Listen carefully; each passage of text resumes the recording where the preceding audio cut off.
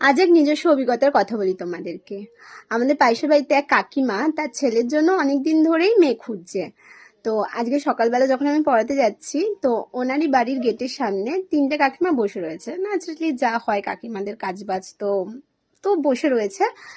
তো আমি যখন পড়াতে যাচ্ছি তখন যার ছেলের জন্য সম্বন্ধ খোঁজা হচ্ছে, মানে সে বলল কি, আমাদের শম্পার মতন যদি নাকটা হতো আমি একেবারে রাজি হয়ে যেতাম। তো পাশে আরেকজন যে ছিল সে বলল, হ্যাঁ শম্পার কিন্তু চোখ নাক মুখ খুব সুন্দর।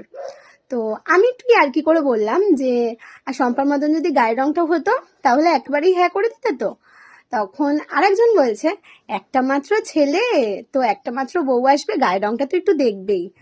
ও আচ্ছা, মানে শম্পার মতন চোখ নাক মুখ হলে একেবারে হ্যাঁ করে দেওয়া যেত, কিন্তু শম্পার মতন গায়ের রং হলে একেবারে হ্যাঁ করা যেত না।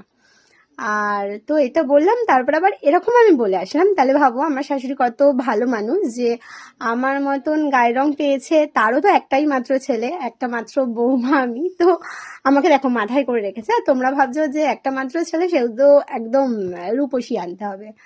তো বলে আমি চলে গেছি, আর মনে মনে আমি এটা ভাবছি, তুমি কোনো দিন ঠিকঠাক মেয়ে পাবে না তোমার ছেলের জন্য, দেখে নাও। মানে এটা আমি মনে মনে ভাবছি। আর এই ভিডিওটা যদি সে দেখে, সামাই যে কি করবে।